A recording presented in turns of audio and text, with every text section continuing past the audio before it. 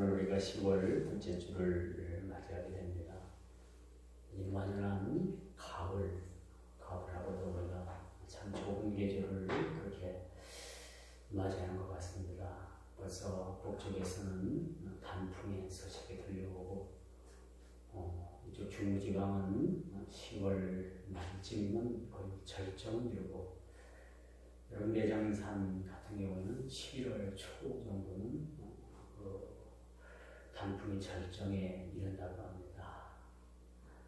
전부 좀 지나가는 말 같지만 올해는 여러분들이 좀 단풍거리도 좀 다녀오시고 좀 생활에 좀 여유를 좀 찾으시고 또 하나님께서 주신 그 자연을 통해서 여러분들이 또 자연을 의미해보는 것도 참 좋은 일이다라고 생각을 합니다.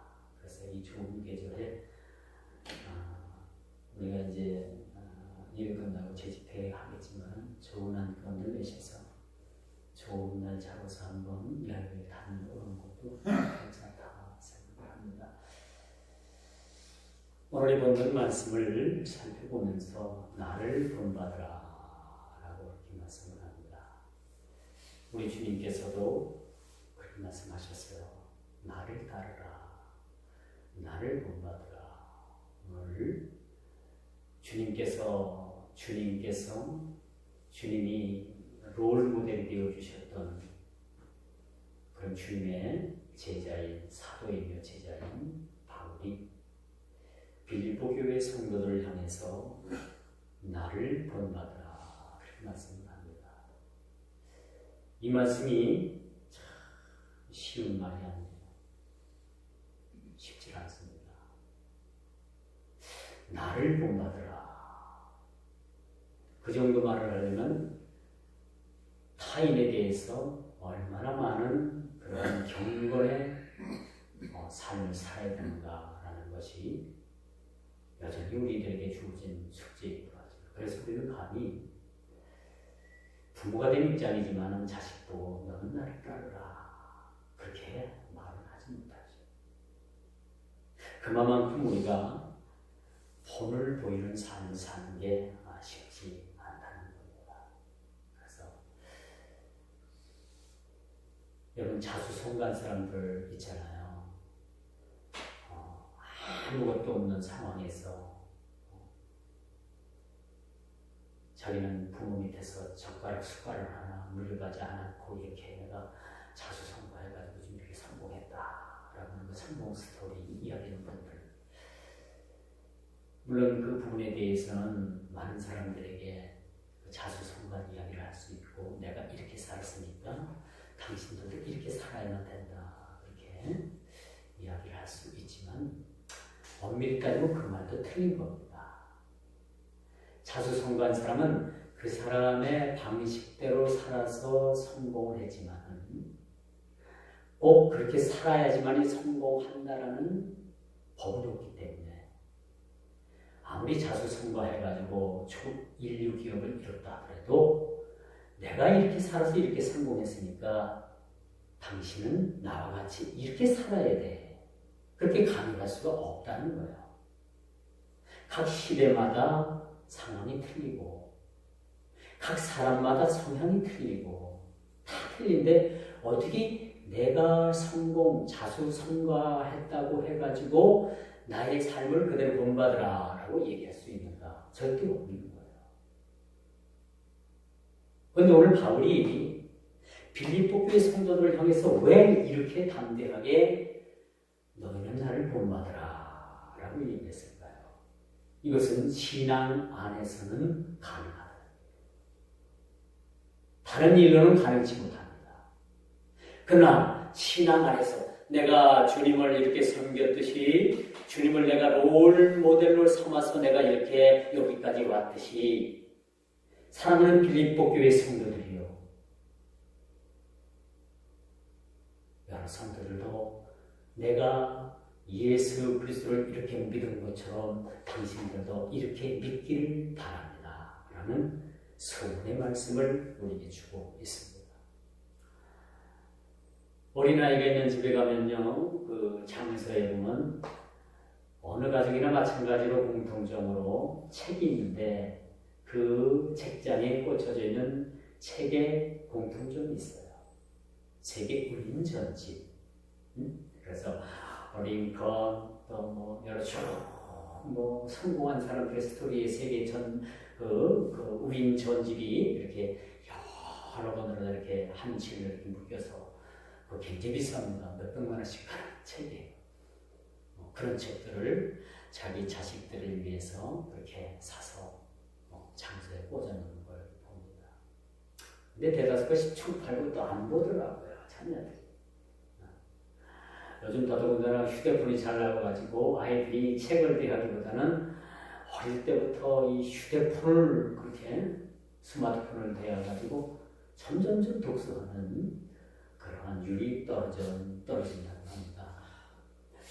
저희가 어릴 때는 이렇게 책을 사서 볼 그런 형편이 못 되었기 때문에 학교에서 책을 반대로 조금씩 돈을 내서 구입을 해가지고 1번부터 60번까지 그걸 돌려보잖아요.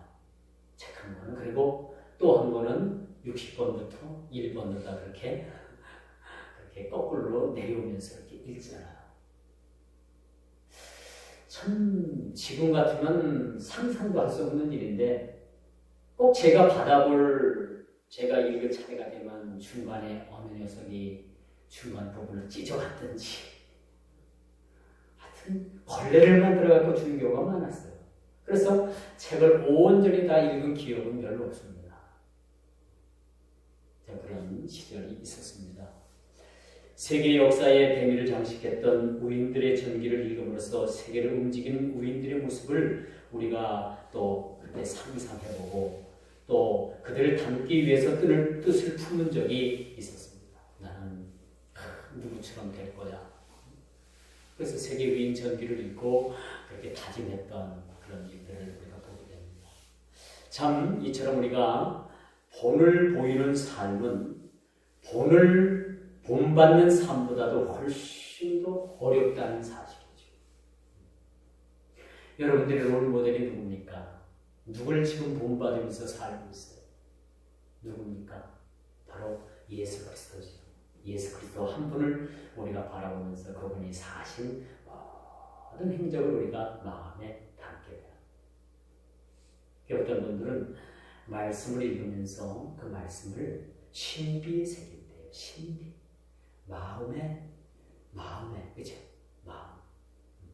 마음의 비에 그 말씀을 새긴다고 합니다. 참 좋죠.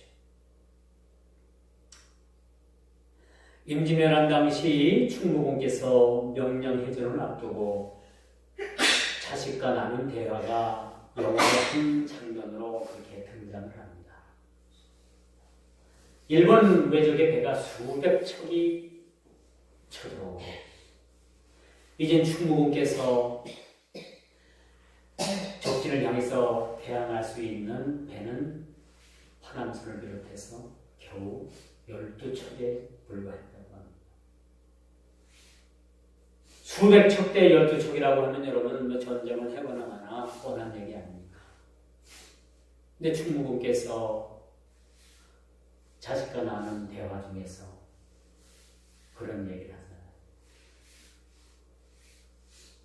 지금 우리가 싸워야 되는 것은 또 싸워야만 되는 것은 또 싸워야 되는 이 상황에서는 우리가 배가 12척이 있다라는 사실을 떠나서 그 수백 척이 몰려오는 왜군에 대해서 두려움을 갖지 않는 것이다. 내가 지금 조선 수군에 대해서 가장 명단한 것은 저희들이 싸워보기 전에 벌써 패전 이 의식에 사로잡혀서 저들이 두려움에 떠는 것이다 라고 그렇게 자식에게 말을 합니다. 그러면서 그러니까 자식이 그 아들이 그러면 이 두려움을 어떻게 극복하시겠습니까? 그거는 내가 전쟁을 해봐야 알겠지. 결국 전쟁의 승패는 두려움을 극복하는 데 있다는 것을 그렇게 그리고 실제적으로 이렇게 적을 몰고 해전을 하는데 백전백승을 하잖아요. 두려움을 극복을 한 거죠. 환경을 극복한 겁니다. 숫자를 극복하게 되었다는 것을 우리가 보게 됩니다. 우리 역사를 통틀어서 충무공만한 이순신 장군만 하는 그런 인물이 없습니다. 이 우리나라 건국 이래에 여러분 죄송하지만 이순신 충무공만큼 그렇게 추앙을 받는 인물은 별로 없는 것 같아요. 세종대왕도 충무공보다는 못하고요. 을지문도 양만춘 그 어딜 대도 충무공만큼 큰 업적을 남긴 그런 분은 없습니다. 참 우리가 예수님 다음으로 롤모델 삼을 그런 인물이 있다면 저는 단연코 충무공이라고 봅니다. 물론 에이브럼 링컨도 훌륭합니다. 조지 워싱턴 참 훌륭합니다. 마틴 루터킹 목사 참 훌륭한 분입니다. 한국의 한경재 목사님, 오카널 목사님 참 훌륭하신 분이고 우리가 본받을 만하고 롤모델로 삼을 만한 분입니다. 그러나 여러분 역사를 통해서 우리가 참 롤모델 삼을 만한 인물 바로 충무공이었다는 거예요. 그래서 지금도 해군사관학교 가면요 교내에 생도들이 본받아야 될 인물 1위가 누구냐? 바로 충무공이라는 얘기예요. 이순신이라는 얘기예요. 세계해전 역사상 이런 전가가 찾아보기 힘들다고 합니다.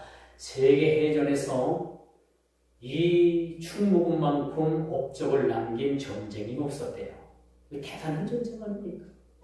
대단한 전쟁으로 그렇게 기록이 되어 있습니다. 그래서 해군사관학교 생도들은요, 이 입학하자마자 이 충무공에 대한 그러한 열의가 대단하고 본받을 만한 인물 제 롤모델 1위가 바로 충무공이라는 거예요. 그렇다면 오늘 우리 믿음의 성도들은 이 세계 역사를 떠나서 세계 역사의 인물을 떠나서 우리 신앙인들은 누구를 롤모델 삼아야 될까요? 누구를 나의 그러한 멘토로 삼고 신앙의 본보기로 우리가 삼아야 될까요? 오늘 본문에 보니까 나를 본받으라 라고 말씀합니다. 저는 여지까지 살면서 나를 본받으라 라는 얘기 한 번 해본 적이 없는 것 같아요.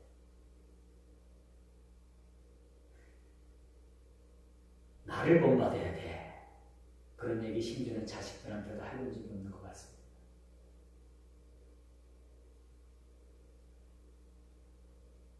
저 인생을 잘못 살았다 라고도 해도 저는 거기에 대해서 항변을 할 수 없는 그런 모습입니다. 여러분은 어떻습니까? 뭐 직장 동료에게든지 부하 직원에게든지 아니면 여러분 자녀들에게든지 이웃에게든지 나를 본받으십시오 그렇게 한번 이야기해 본 적 있어요? 그게 좀 쉽지 않다. 쉽지 않아요. 오늘 사도 바울이 빌립보 교회 성도들을 향해서 나를 본받으라 라고 이야기합니다. 이는 그가 그만큼 예수의 삶, 모든 예수의 삶의 모습을 바울이 다 받아들였다. 여러분, 저는 신구약을 털어서 사도 바울만큼 그렇게 예수님을 닮은 사람은 없다고 생각해요. 좀 우스갯소리로 말씀을 드리면 바늘로다가 사도 바울을 빡 찌르면요 예수 소리밖에 안 날 것 같아요. 그 찔러갖고 나는 피가 예수님께서 흘리신 피와 여러분 같은 동질일 것이라고 저는 생각을 합니다.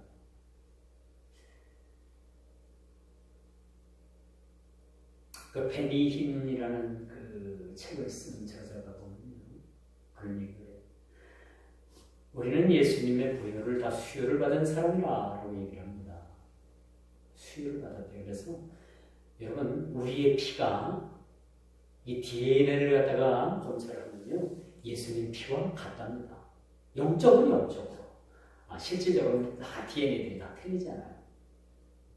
근데 영적으로 볼 때 우리는 영적으로 예수님의 보혈의 그 보혈을 수료받은 사람들. 그렇기 때문에 영적으로 우리가 DNA 검사를 하게 되면은 예수님과 우리의 피가 동질성을 가지고 있대요. 놀랍죠? 이 정도 우리가 예수님과 뗄래야 뗄 수가 없는 그런 긴밀한 관계를 가지고 있다는 거예요. 오늘 바울 사도가 이 빌립보 교회 성도들을 향해서 이렇게 담대하게 외칠 수 있었다는 것은 그가 예수님의 모든 삶을 다 그대로 받아들였다. 다메섹 도상에서 예수를 만난 이후에는 예수님의 모든 삶을 하나도 여과 없이 다 그대로 받아들인 그런 삶을 살았다. 그러니까 그도 담대히 나를 본받으라라는 것은 예수님을 본받으라는 거예요. 나를 본받는다는 것은 예수님을 본받는다는 그런 사실을 기인해서 그가 나를 본받으라 라고 그렇게 담대하게 전했다. 우리는 모르긴 몰라도 자녀들한테만큼은 그렇게 여러분들이 이야기해 줬으면 좋겠어요. 나를 본받으라. 내 신앙을 본받으라. 내가 너희들에게 재산을 물려줄 건 없고 아무것도 해줄 건 없지만 내가 믿은 그 하나님, 아브라함이 믿었던 그 하나님, 야곱이 믿었던 그 하나님, 이삭이 믿었던 그 하나님, 그리고 내가 믿는 그 하나님, 너희들도 그 믿는 믿음의 신앙을 본받으라. 그렇게 여러분들이 이야기해 주셨으면 좋겠습니다. 그렇지만 이 말이 쉬운 말은 아닙니다. 자녀는 마땅히 그 부모를 본받아야 하고 제자는 그 스승을 본받아야 되는 것이 이치지만은 이게 쉽지 않다. 부모가 자식에게 본을 보이는 삶, 스승이 제자에게 본을 보이는 삶, 이게 쉽지 않아요. 우리가 고사성어 가운데 청출어람이라는 말이 있어요. 좀 어려운 것 같지만 제가 한번 읽어드릴게요. 쪽에서 뽑아낸 푸른 물감이 쪽보다 더 푸르다는 뜻으로 제자가 스승보다 낫다라는 비유로 이런 말이에요. 스승이 제자를 잘 가르쳐서 그 제자가 스승의 가르침을 잘 받아 스승을 뛰어넘는 자리까지 가는 것. 이게 청출어람입니다. 잘 기억하세요. 좀 어려운고 잘 쓰는 고사성어는 아니지만 참 왜냐하면 이게 제자 훈련의 모토거든요. 제자 훈련의 모토. 여러분들이 주님의 제자가 되면요, 여러분들이 또 다른 제자를 세우는데 여러분보다 훨씬 더 훌륭한 제자들을 세워나가는 것이 제자 훈련입니다. 이게 청출어람이라는 말과 같은 뜻을 지닌다라고 말씀드릴 수가 있습니다.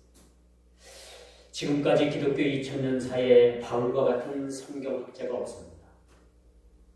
바울과 같이 예수님을 위해서 전 삶을 드렸던 그러한 사도는 드물다고 봅니다. 그 중에서도 바울 사도가 으뜸입니다. 바울 사도는 예수님께서 전하신 복음을 교리적으로 잘 정리하고 체계화시키니 주님은 복음을 전했지만요, 그 복음을 교리화시키고 체계화시키고 생활화시키고 정문화시키고 신학화시킨 사람이 바로 사도 바울이에요. 이 어떤 사람은 우스갯소리로 예수님보다 신약 성경을 읽으면서 누가 더 유명하다? 사도 바울이 더 유명하다라는 말까지 이렇게 얘기해요. 이건 우스갯소리입니다. 영광 받으실 분, 최고의 자리에 계신 분은 하나님, 즉 예수님이시잖아요. 그래서 기독교 역사상 복음을 이처럼 믿고 알기 쉽게 정리한 인물이 바로 사도 바울이라는 얘기죠. 그는 너희는 함께 나를 본받으라 라고 그렇게 빌립보 교회 성도를 향해서 외치기까지 참 쉽지 않은 그런 삶을 살았어요. 예수님을 만나기 이전에는 예수님을 핍박하는 사람이었고, 예수님을 만난 이후에는 예수님을 위해서 목숨을 초계같이 버렸던 사람이 바로 사도입니다.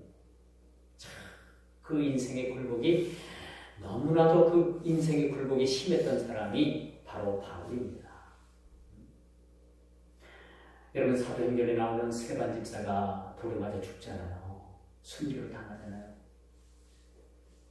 그 사람들이 옷을 벗어가지고 한 청년 앞에 갔다가 그렇게 벗어났다라고 하는데 그 청년이 바로 바울이라고 추측해요. 스데반을 죽이는데 사도 바울이 가장 책임자로서 그 현장에 있었다는 얘기예요. 그렇게 의기당당했고 서슬이 시퍼런 사람이었었는데 예수님을 만난 이후에는 거꾸로 자기 인생이 돌에 수없이 맞고 수없이 태장이 맞고 죽을 위기를 수없이 겪으면서 그렇게 예수님을 위해서 살아갔던 인물이었습니다. 그렇기 때문에 그는 담대히 너희는 나를 본받으라 라고 그렇게 말씀할 수가 있었던 것입니다. 그도 그럴 만한 것이 바울은 예수님을 가장 많이 닮은 사람. 저는 성경을 읽으면서 예수님을 누가 예수님을 가장 많이 닮았을까? 베드로, 요한, 야고보, 여러 제자들을 이렇게 가만히 봐도 예수님을 닮은 사람, 사도는 그렇게 많지 않은 것 같아요.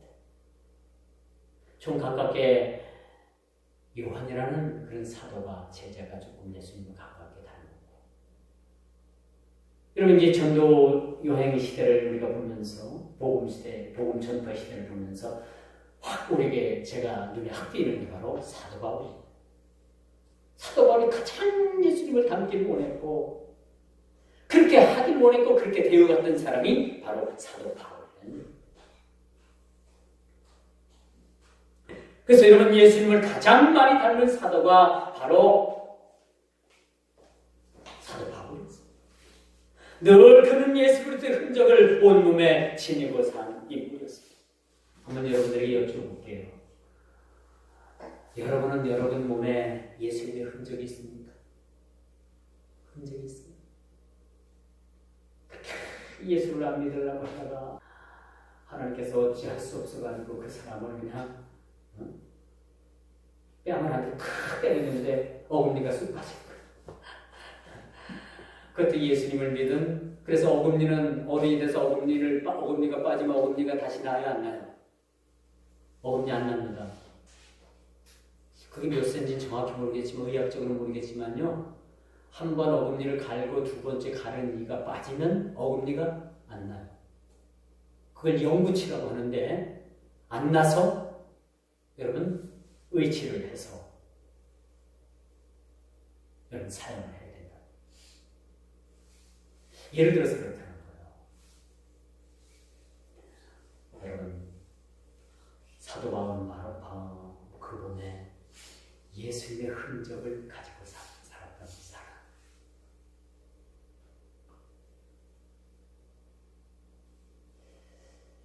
여러분들에게도 다 예수님의 흔적이 있어요. 잘 몰라서 그렇지. 저도 예수님의 흔적이 있어요. 제가 시골교에서 그런 얘기를 했더니 어느 한 여집사님이 찾아왔어요. 찾아와서 예수님의 흔적이 목사님은 어딘지 보여주세요. 이거 제가 농담했어요. 무슨 흔적이 있겠습니까? 없어요. 그러고 말고 그냥 돌려보냈습니다. 예수님의 흔적은 여러분만 가지고 있는 거, 간직하고 예수님의 흔적. 그렇죠? 이 사도 바울은요, 온 몸에 예수님의 흔적을 가지고 살았어요. 온 몸에. 자칭 유대인이라고 하는 그 사단의 해가 그 사도 바울의 사도성을 의심하고 그 사도성에 대해서 문제를 제기하자 나를 그냥 놔둬라. 내 몸에는 예수님의 흔적이 있다. 나를 그냥 놔둬라. 그렇게 같이 이야기했던 사실을 우리가 봐요.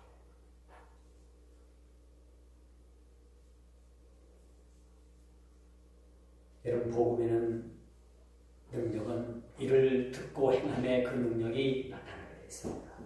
오늘 17절 이야기가 바로 그런 나를 본받으라라고 할 수 있는 이 담대함, 이 복음의 능력을 그대로 받아들이고 이 복음의 능력을 행하면서 살았기 때문이라는 사실이죠.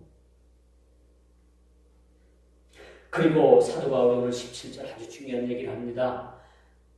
복음에는 능력이 있고 그 듣고 행함에 있는데 그 능력이 나타나게 되는데 이렇게 행하는 자들을 눈여겨보라 라고 얘기합니다. 저 사람이 진짜 예수쟁이인가 아닌가라는 것을 눈여겨보라. 우스갯소리 한마디 할까요? 1년 정초가 되면요, 이 점을 치는 사람들 고객의 20%가 넘게 교회되는 사람들이 온대. 놀랍죠? 이걸 우리가 어떻게 생각해야 될까?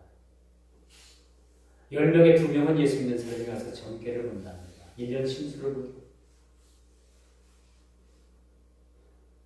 전 세상만 혼탁해진 것 같고 종교 다원주의로 해가지고 혼합주의가 들어오는 바람에 한국 교회도 지금 몸살을 앓고 있어요. 몸살을 앓고 있어요.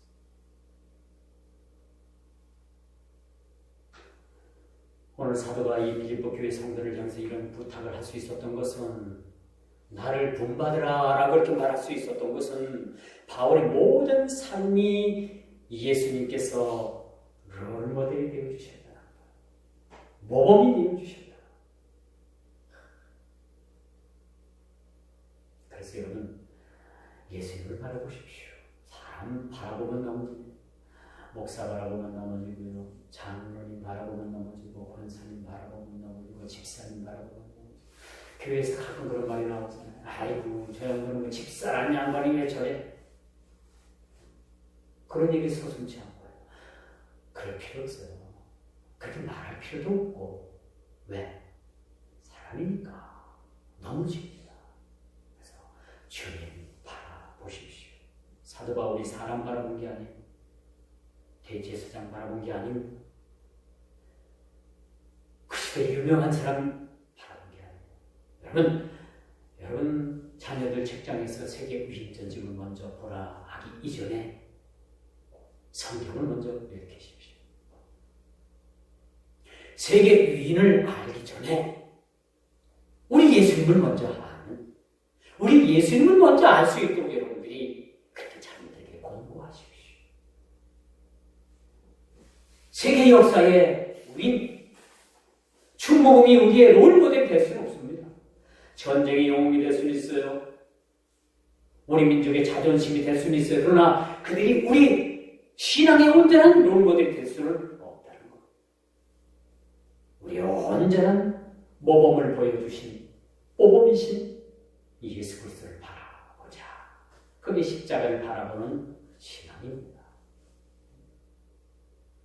그러기에 자신 있게 예수 그리스도의 모습을 가장 많이 닮은 바울의 고백이 우리의 고백이 되어야 된다는 거죠. 오늘날 예수 그리스도를 본받는 자의 숫자가 더하면 더할수록 세상은 예수 그리스도 이름으로 충만한 세상이 될 줄 믿습니다.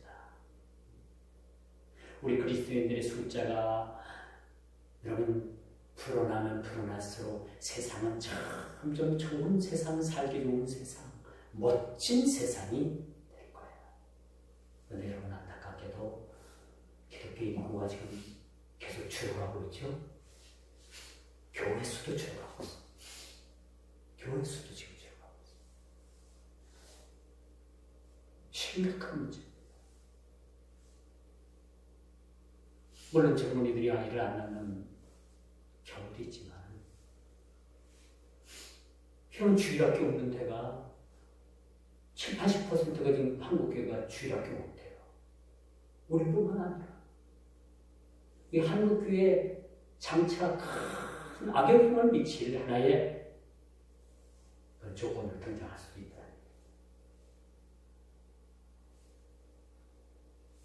그러므로 여러분 주님의 진리는 변하지 않습니다. 그렇기 때문에 주님께서 우리의 롤모델이 될 수가 있는 거예요. 주님은 이랬다 저랬다 하시는 분이 아니에요. 주님께서 모든 것을 미리 하시고 그렇게 말씀하십니다.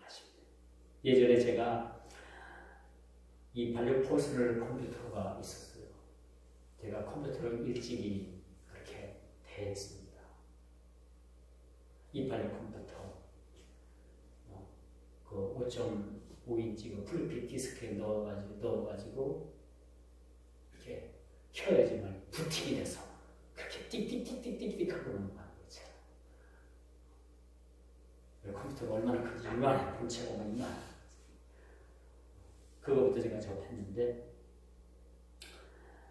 제가 그걸 이제 막 쓰고 또 386 나오고 486, 586, 펜티엄 뭐 1, 2, 3 나오고 지금 이제 컴퓨터가 뭐가 나오는지 잘 몰라요. 그때 이게 사고 컴퓨터를 잘 안 사갖고 잘 몰라요. 있어도 이게 뭔지도 몰라요. 그런데 그때 제가 컴퓨터를 할 때 저희 아는 사람이 그랬어요. 내가 이제 자판을 막 키보드를 치는 거 보더니 나 이런 거 어떻게 해? 난 못해. 나는 나중에 그냥 말만 하면 컴퓨터가 다 알아서 해주는 그런 컴퓨터 나올 때까지 컴퓨터를 안 삽니다. 지금까지 그 양반은 그걸 못 샀어, 컴퓨터를. 그런 컴퓨터가 아직 없어요.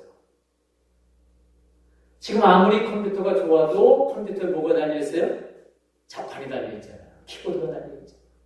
이거 극복하지 못하니까 이거 없는 컴퓨터 나올 때 그 컴퓨터 산다고 그렇게 하는 분이 여자까지 못 사고 있습니다.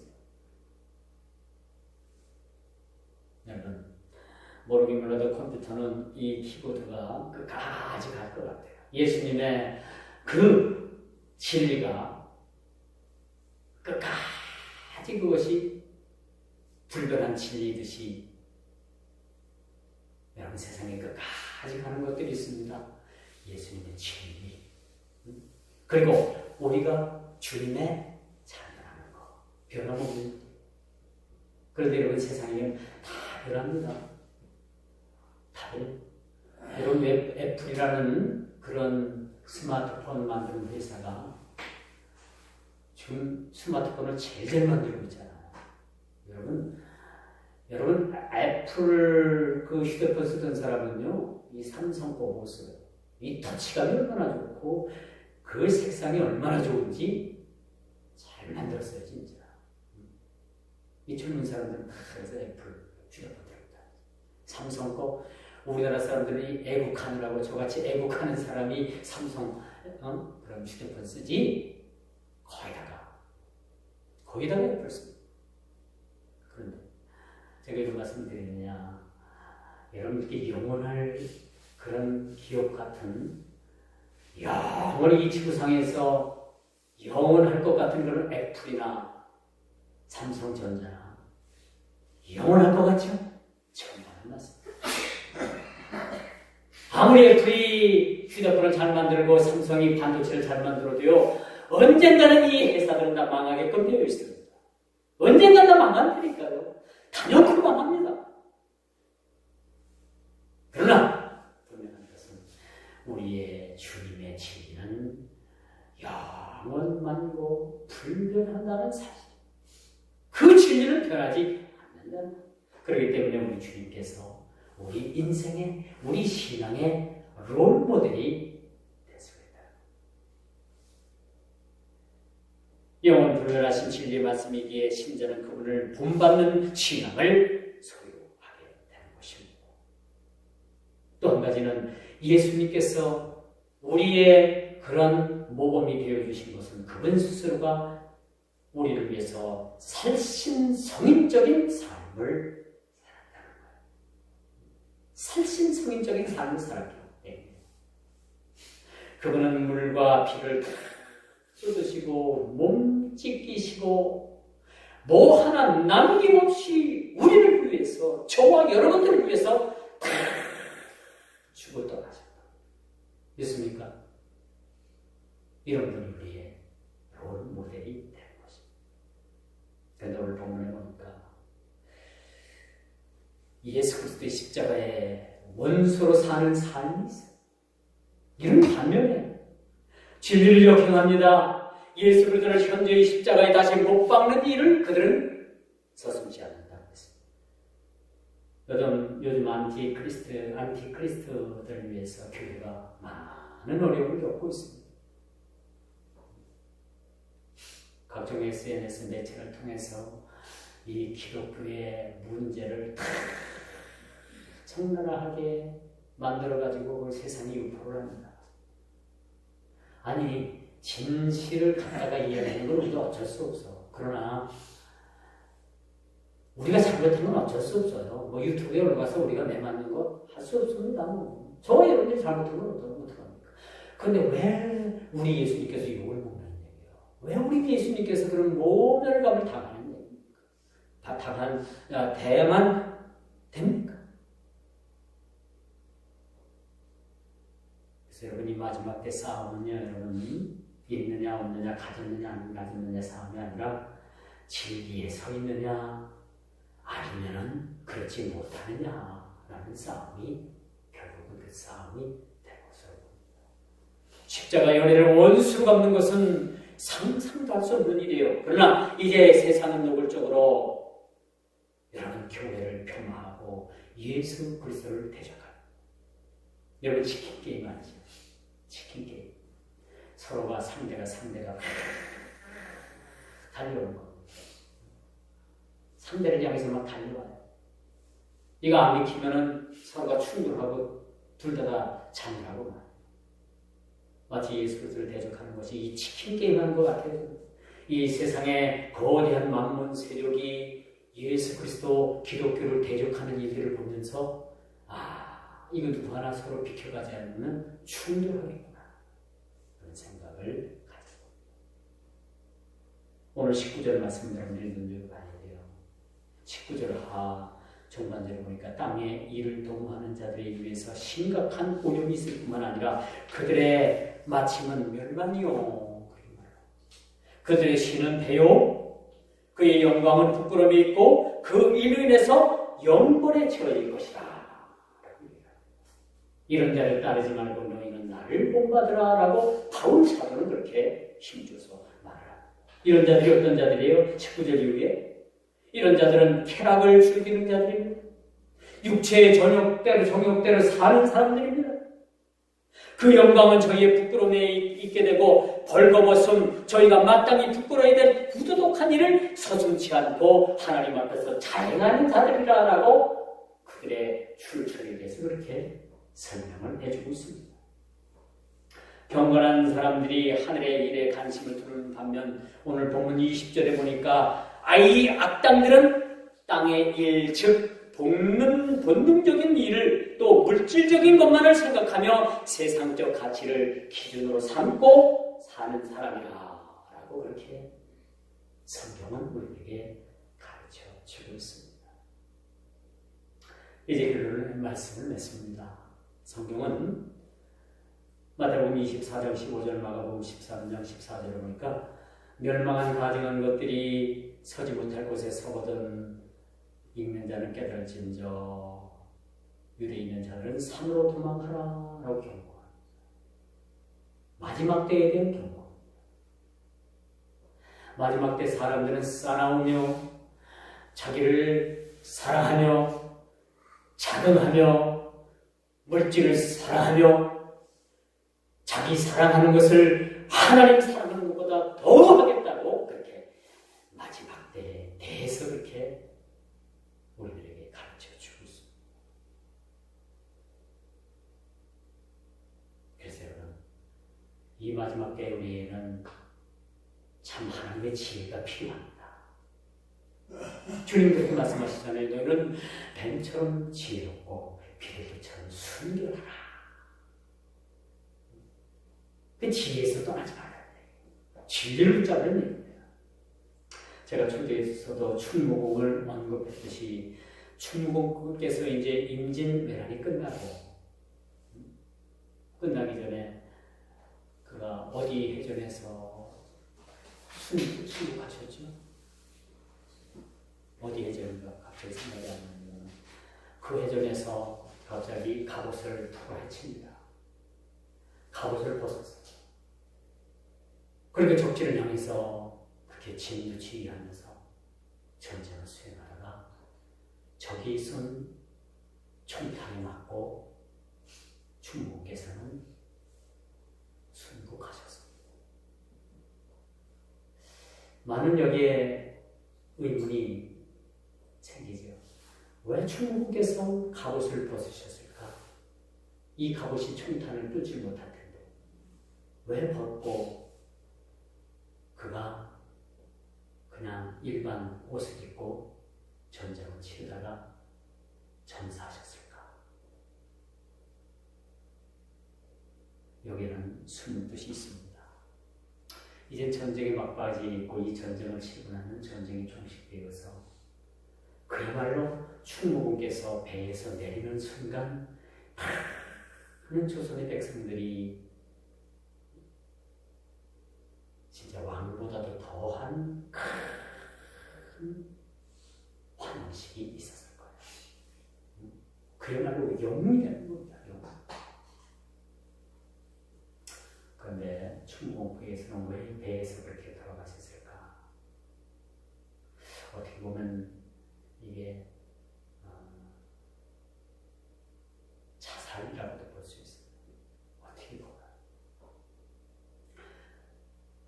많은 조선의 백성들은 그를 영웅 취급하겠지만 조선의 조정, 선조는 그를 바로 배에서 내리자마자 한양으로 압송했을 거예요. 그리고 반역의 죄를 뒤집어 씌워서 충무공은 목에서 숨을 거둘 수밖에 없는 운명이었습니다. 그래서 충무공은 차라리 역사의 반역자로 남는 것보다는 배에서 죽음으로 인해 가지고 영원한 이 조선의 영웅이 되는 길을 택했다는 거죠. 난중에 일기를 읽어봐도 이런 이야기는 없습니다. 여러분, 충무공을 연기구하는 사람들이 간간히 이런 얘기를 합니다. 이런 역사적인 진실이 있었다는 거죠. 배에서 내려오지 않고 거기서 순국을 하는 영원한 조선뿐만 아니라 우리 역사가 끊어지는 날까지 이 충무공의 업적은 없어지지 않는다. 그러나 배에서 내리는 순간 그는 반역죄를 뒤집어 쓰고 반역 욕도로 줄 수밖에 없는 상황이었다는 거죠. 이 세상이 이런 변화무쌍합니다. 예전에는 10년이면 강산이 변한다고 했는데 요즘은 하룻밤 자고 나면 길이 달라져 있어요. 길이 얽히고 설키고 뭐 복잡해서 여러분 요즘 세상이 얼마나 복잡합니까? 참 복잡해요. 이렇게 변화되는 세상에 살아가고 있습니다. 그렇지만 우리가 변화되지 않는 것 하나, 주님의 말씀의 진리입니다. 그 진리를 붙잡을 때 우리는 바울 사도처럼 담대하게 나를 본받으라 라고 우리도 외칠 수가 있다는 겁니다. 주님 말씀하십니다. 나를 따르라, 나를 본받는 자 되라 라고 그렇게 말씀해 주고 있습니다. 우리 모두도 다 주님을 본받는 그런 믿음의 성도들의 삶이 되기를 주님의 이름으로 축원하면서 말씀을 맺도록